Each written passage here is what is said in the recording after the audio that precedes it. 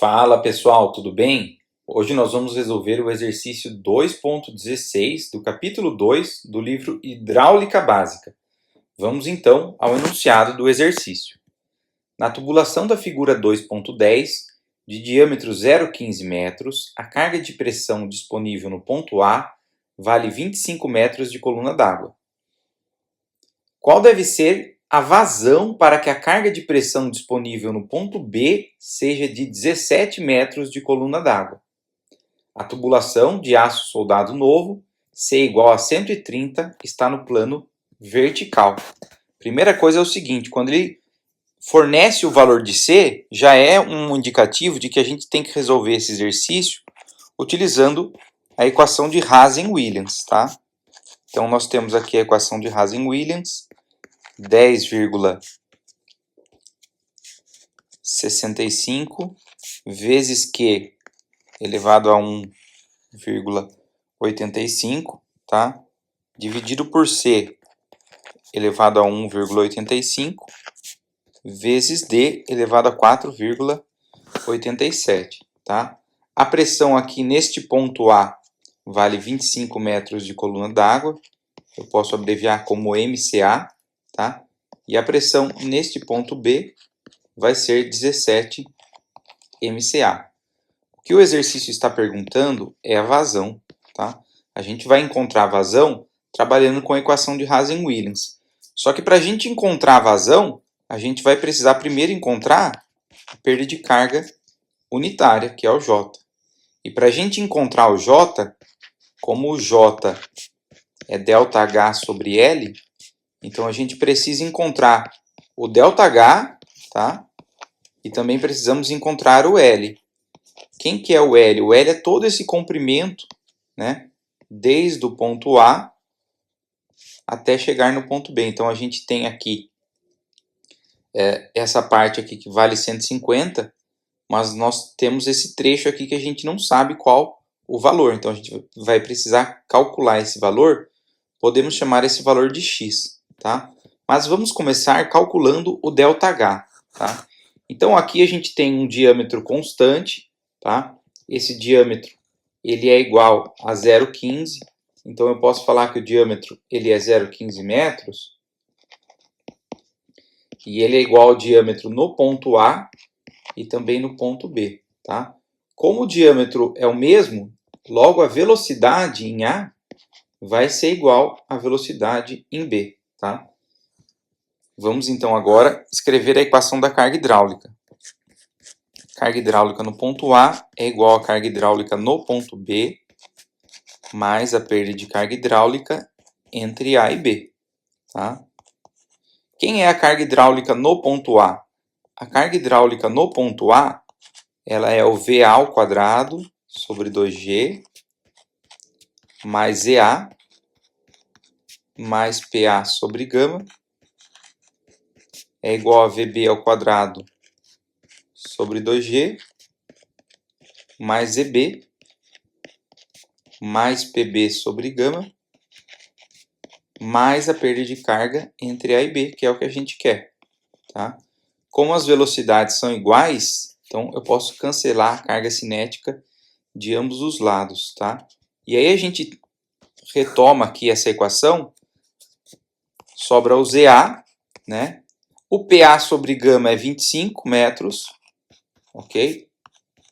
Tem o ZB, o PB sobre gama é 17 metros, que é a carga de pressão, mais a perda de carga, tá? Eu não tenho o ZA e nem o ZB, porém, aqui no exercício eu consigo observar que a diferença entre a carga de posição do ponto A e a do ponto B é de 5 metros, tá? Então, eu posso escrever o seguinte, ó, que o ZB, né, que está numa cota maior do que o ZB é igual a ZA mais 5, certo? Então, substituindo aqui, isso aqui vai ficar assim, ó, no lugar ZA, né, mais 25 é igual a 17, tá? Mais ZA mais 5. No lugar do ZB, escrevi ZA mais 5, tá? Mais a perda de carga hidráulica entre A e B. Tá? E aí aqui esse ZA, né, cancela com esse, tá certo? O 17 eu vou passar para lá subtraindo e o 5 também. Então eu vou ter 25 menos 17 menos 5. Isso é igual a perda de carga hidráulica entre os pontos A e B. Tá? E aí a gente descobre que essa perda de carga ela é igual a 3 metros. Tá? Então já conseguimos descobrir a primeira parte que a gente precisava, que era a perda de carga. Tá? Agora vamos descobrir o L. Para a gente descobrir o L, a gente vai olhar aqui na figura e a gente observa que a gente tem um triângulo retângulo aqui. Né? Ok? Esse comprimento que está aqui, eu posso escrever ele aqui. Continua sendo a mesma coisa, com um ângulo de 90 graus aqui. Tá? Então, a gente esquece essa parte aqui e vai analisar aqui. Ó, tá? E eu sei que esse ângulo aqui vale 45 graus. Tá? E eu tenho essa informação que vale 5. E eu quero saber o x. Tá? O x é a hipotenusa, é o ângulo oposto ao ângulo é o lado oposto ao ângulo de 90 graus. Tá? Então, eu preciso utilizar uma função trigonométrica que envolva esse lado aqui e esse lado aqui. Tá? No caso, o 5 é o cateto oposto. Né? E a função que trabalha com esses dois valores é o seno. Eu sei que o seno de 45 graus, né, aliás, pode ser de qualquer ângulo, é o cateto oposto pela hipotenusa. Tá? Então aqui vai ficar o seguinte, ó, que o seno de 45 graus ele é igual ao cateto oposto, que é o 5, dividido pelo x, que é o que eu quero saber. E além disso, eu sei que o seno de 45 graus ele vale raiz de 2 sobre 2. Tá? Então, igualando as duas partes, a gente consegue descobrir o valor de x. Tá? Então vai ficar assim, ó, 5 dividido por x é igual a raiz de 2 dividido por 2. Tá? Eu vou passar o 2 para um lado multiplicando e o x para o outro lado. Então vai ficar 5 vezes 2 é igual a raiz de 2 vezes x. Tá? E aí eu vou ter que o x ele é igual a 10 dividido por raiz de 2. Tá? A gente não costuma deixar o raiz de 2 embaixo, uma questão matemática. Então a gente vai racionalizar, multiplico por raiz de 2 em cima e por raiz de 2 embaixo. Tá? Raiz de 2 vezes raiz de 2 é 2. Então aqui vai ficar 10 raiz de 2 dividido por 2. Né? Esse 2 corta com 10, fica 5. Então o x ele é 5 raiz de 2 metros. Tá? Só que o valor que me interessa não é o valor com a raiz, mas sim o valor real. Substituindo o valor da raiz, eu vou obter que o valor de x vale 7,07 metros. Tá?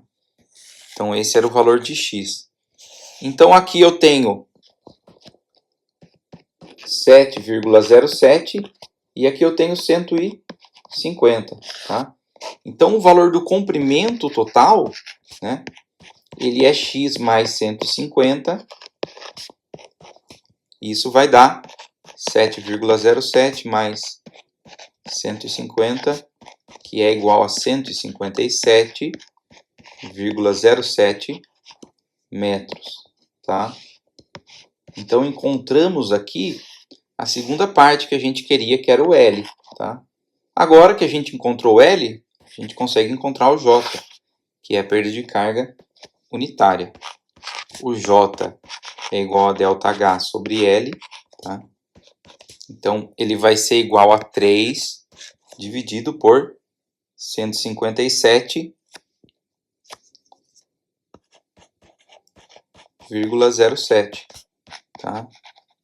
E aí a gente encontra o valor de J, que é 0,0191 metro por metro, tá? E aí aqui você tinha duas opções: transformar isso em metro a cada 100 metros, multiplicando J por 100, e aí consultar o valor da vazão na tabela, tá? Mas a gente pode fazer também substituindo os valores na equação de Hazen-Williams, e é assim que a gente vai fazer, tá? Então aqui a gente vai ter o seguinte, ó, 10,65, opa, J, né, é igual a 10,65 vezes a vazão a 1,85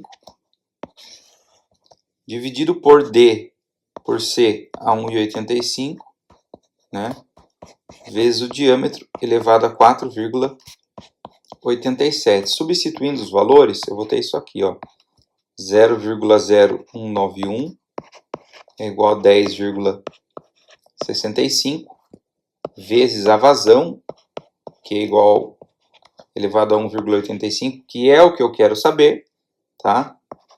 130 elevado a 1,85 vezes 0,15, que é o diâmetro, elevado a 4,87, tá? Vamos copiar aqui o J, ele vai ficar assim, ó, 0,0191, 10,65, tá? Q elevado a 1,85. E aí o resultado dessa parte de baixo aqui, já elevado, já multiplicado, dá 0,7913, tá? Eu vou passar os 0,7913 multiplicando e o 10,65 dividindo, tá? Então eu vou ter isso aqui, ó, 0,0191 vezes 0,7913 dividido por 10,65, né? Isso é igual a vazão elevado a 1,85, tá?